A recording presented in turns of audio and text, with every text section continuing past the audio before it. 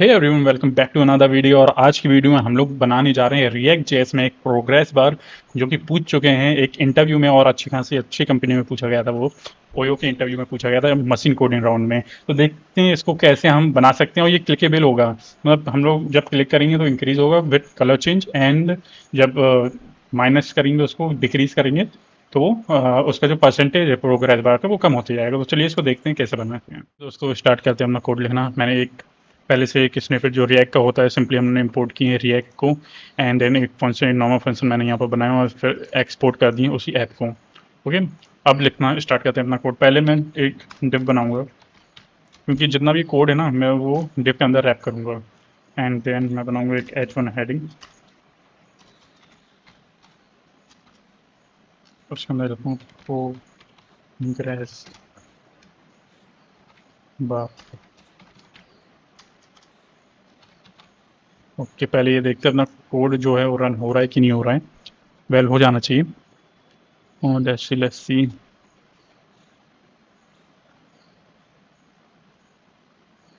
Code तो वैसे हमारा रन हुआ है, और इसमें लेट आता है, शो करता है, लेकिन ओके। सो कोड हमारा सही है, चल रहा है। एंड यहाँ पर हम लोग स्टाइल देते हैं इसको, कुछ मार्जिन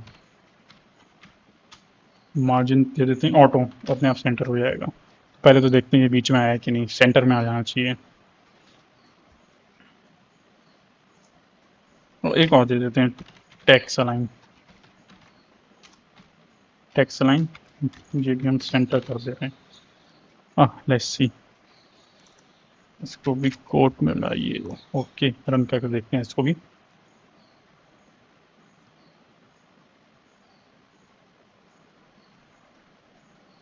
ओके, तो हमारा प्रोग्रेस बार है वो वर्क कर रहा है, बीच में आ चुका है।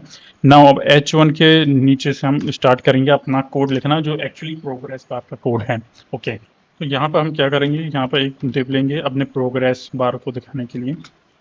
एंड ये एक आउटर डिव होगा हमारे प्रोग्रेस बार का। अब एक इनर डिव लेंगे इसके अंदर, इसके अंदर हमने एक और डिव लिए। अब देखिए, ये जो आउटर डिव है ये हमारा जैसे बॉर्डर रेडियस या ओवरफ्लो नहीं हो, हमारा जो प्रोग्रेस बार का कलर है जो वहाँ पर जाएगा, इंक्रीज होगा या डिक्रीज होगा, तो उस सब के लिए काम आएगा आउटर डिव। और ये जो इनर डिव है आप देख सकते हैं, ये इनर डिव जो होगा, ये जो हम उसमें इंक्रीज करेंगे डिक्रीज करेंगे, प्रोग्रेस बार हमें दिखेगा इंक्रीज होता हुआ, तो जो फॉरवर्ड मूव करे वो सब इस डिव के अंदर करेंगे।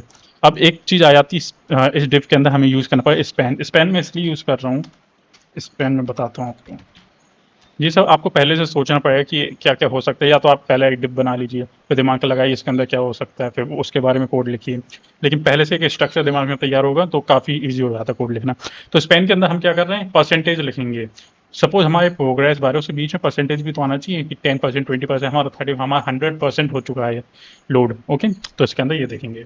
तो चलिए इसके अंदर हम अब CSS से लिखना थोड़ा सा शुरू करते हैं, स्टाइलिंग।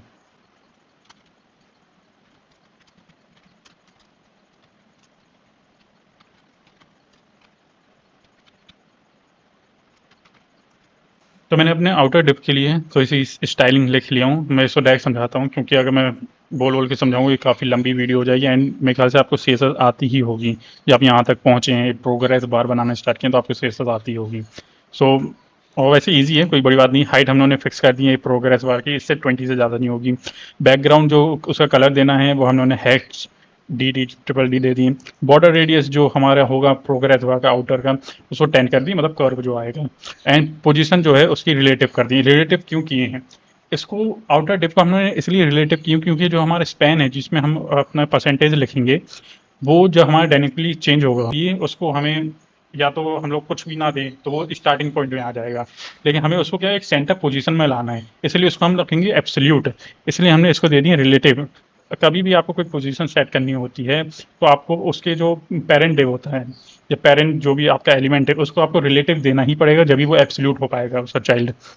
ओके, तो उसका हो गया। अब इनर डिव के लिए हम थोड़ी सी स्टाइलिंग देते हैं, जो हमारा जो कलर जाएगा, तो जितना हो पाएगा अभी देता हूँ, और जब कलर चेंजेस वाला आएगा उसके लिए मैं अपडेट कर दूंगा।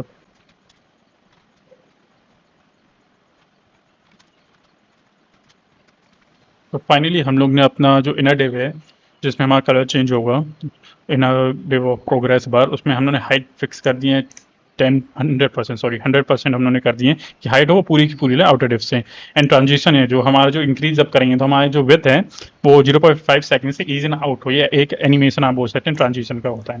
ओके, अब हम अपनी बात करते हैं स्पैन के। स्पैन में थोड़ा सा हम लोग अपना देते हैं, इसमें हम पहले देखते हैं कितना काम हुआ है रन करके। अभी थोड़ी सी दिक्कत आ रही है। ओके ओके ओके, समझ गया।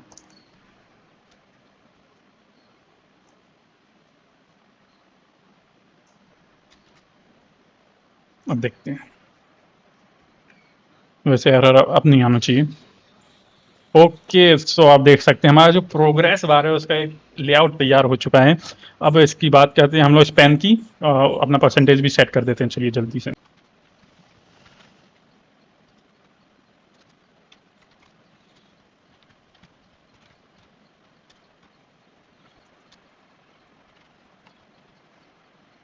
ओके, फाइनली हमने अपना जो वो परसेंटेज हमें लाना है उसका भी हमने सब चीज़ लिख चुके हैं स्पेन के अंदर।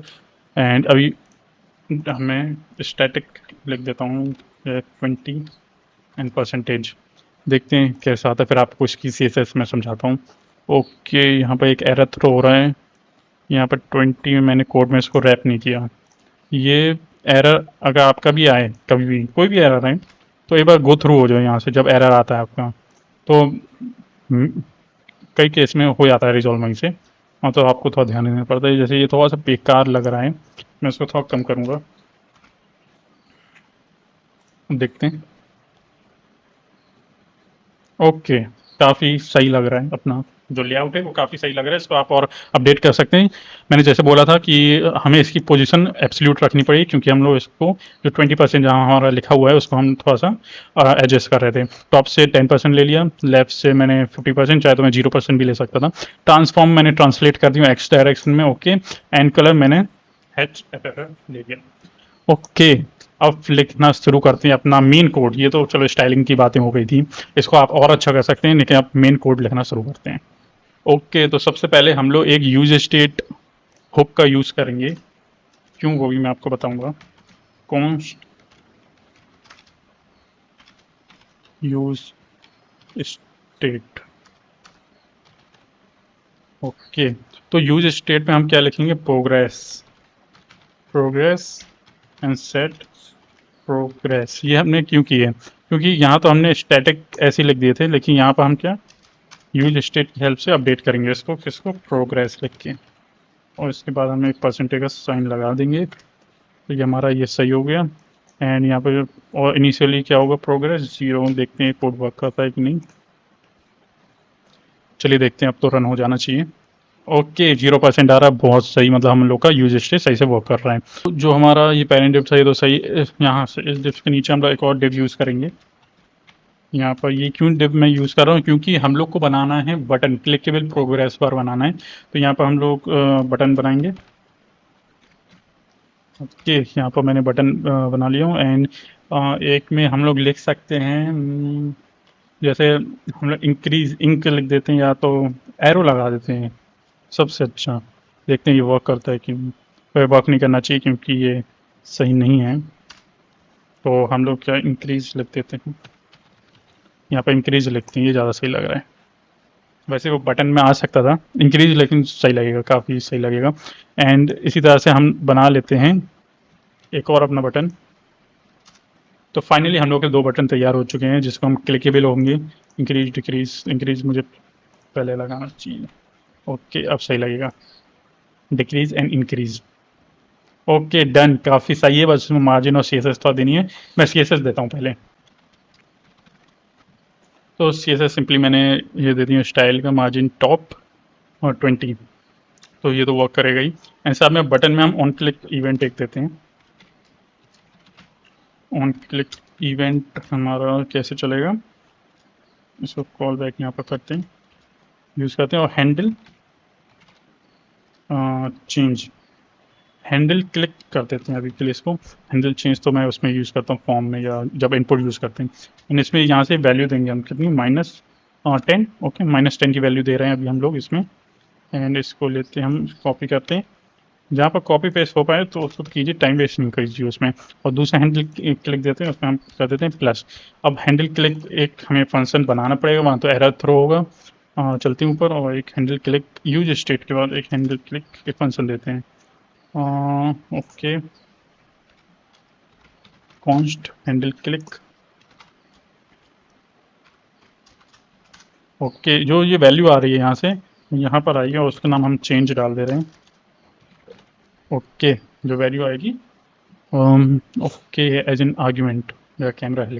तो यहाँ पर हम क्या करेंगे, यहाँ पर वैल्यू हम लोग को सेट करनी कि जब डिक्रीज करें तो 0 से कम ना चलिए, मैं माइनस में ना चलाए हमारा परसेंटेज, एंड जब इंक्रीज करें तो वो हमारा +100 नहीं हो जाए। तो उसके लिए हम यूज़ करेंगे कॉन्स्ट न्यू से ही बना देता हूँ, आप चाहे तो न्यू प्रो कर दे रहा हूँ, न्यू प्रो। एंड इसमें हम यूज़ करेंगे मेथड मैथ डॉट मिन 100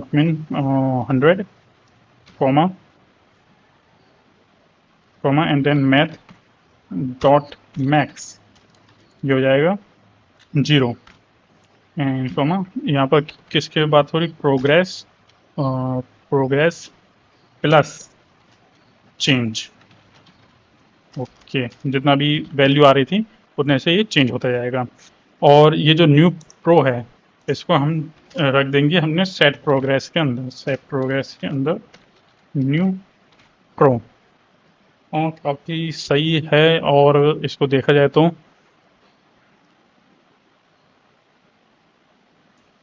इसको पहले रन करके देखते हैं, आई होप ये सही चले। एंड इस लाइन का मतलब मैं आपको बता देता हूँ, लेकिन इसको पहले ट्राई करते हैं, नहीं चल रहा है ये। तो आई थिंक मैंने कुछ गलती किया हूँ यहाँ पर, फिर यहाँ पर मैंने कैपिटल में यूज़ कर लिया था इसको। आई होप अब सही हो जाए।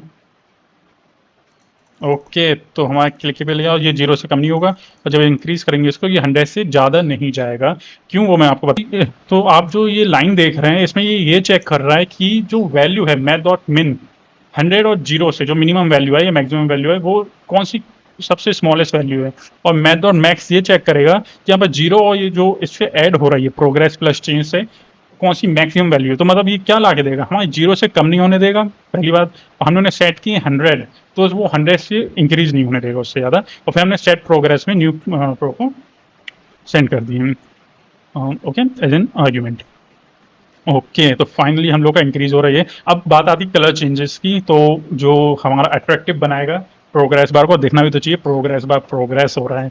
ओके, इसको भी हम अब देखते हैं, अपनी CSS लगाते हैं और थोड़ा सा काम करना पड़ेगा इसमें हम लोग को। यहाँ पर क्या करना पड़ेगा, बैकग्राउंड गेट BG, इतना ही लिखते हैं बैकग्राउंड, ठीक है। एंड यहाँ पर एक हम बनाएंगे एरो फंक्शन उसी के नाम से गेट BG इक्वल्स टू ये एरो फंक्शन, जिसमें तो हाथ एकदम स्पीड हो गए हैं एरो फंक्शन लिखने में।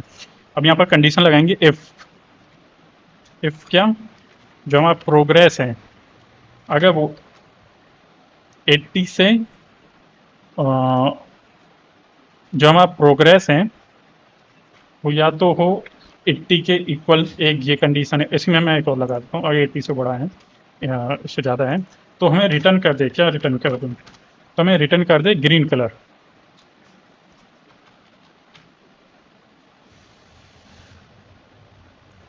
तो हमें रिटर्न कर दे ग्रीन कलर। एंड इफ जो हमारा प्रोग्रेस है वो लेस देन है, जो हमारा प्रोग्रेस 80 से ऊपर ग्रीन कलर, जो हमारा प्रोग्रेस कम है लेस से 50 से, ओके वो रिटर्न कर दे हमें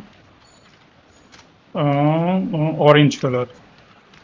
वैसे 50 से जो नीचे है हमें 30 से नीचे रखना चाहिए, वो भी हमें रखना चाहिए आई थिंक रेड कलर, वो ज़्यादा सही रहेगा। यहाँ पर हमें करना चाहिए 30 से रेड कलर आप अपने वजह डिसाइड कर सकते हैं, ऐसा कुछ नहीं है। और बाकी टाइम ये रिटर्न कर दें ऑरेंज कलर, ऑरेंज। ओके, इसको रन करके देखते हैं। मैक्रो ये है 0% है। ओके, एक तो ये कलर 70 60 ठीक है। ओवरफ्लो हिडन करना पड़ेगा पहले तो इसका, सबसे पहले ओवरफ्लो इसका हिडन करना पड़ेगा, तो मैं यहीं पर लिख दे रहा हूँ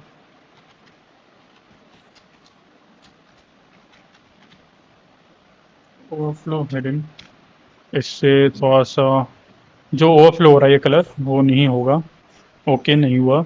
अब हमें वेट चेंज करनी पड़ेगी, जो हमारा इनर डिव है उसकी वेट उसके साथ ही इंक्रीज हो। किसके साथ, जैसे हम लोग इंक्रीज कर रहे हैं।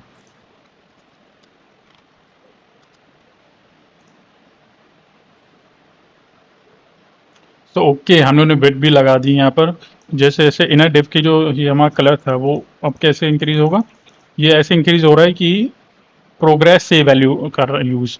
कहाँ से यूज़ कर रहा है वैल्यू, प्रोग्रेस से, ये यूज स्टेट से। जैसे जैसे हम इंक्रीज कर रहे हैं तो 10% इंक्रीज होते जा रहा है। एंड ये ग्रीन कलर आप देख सकते हैं, ग्रीन है, ऑरेंज हुआ, रेड हुआ, एंड 0 से कम नहीं होगा। एंड ऐसे इंक्रीज करेंगे तो ऑरेंज पे 100, इससे ज़्यादा इंक्रीज नहीं होगा। सो फाइनली हम लोगों ने प्रोग्रेस बना दिए हैं बार, एंड काफ़ी सही है। आप भी इसको ट्राई कर सकते हैं, ज़्यादा कुछ मतलब है नहीं इसमें, लेकिन एक अच्छा इंटरव्यू क्वेश्चन है।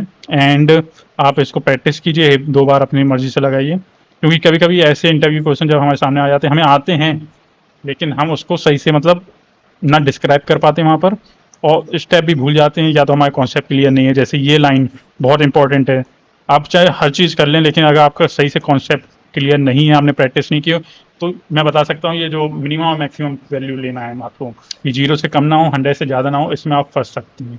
सो आई होप आप लोग को ये वीडियो अच्छी लगी हो तो लाइक एंड सब्सक्राइब कीजिए चैनल को। एंड मिलते हैं कोई और अच्छी नई वीडियो के साथ। एंड आप लोग भी कोशिश कीजिए प्रोग्रेस पे बनाने के लिए, क्योंकि एक अच्छी कंपनी में पूछा गया था, तो आप लोग भी इसको फेस कर सकते हैं अपने नेक्स्ट इंटरव्यू में।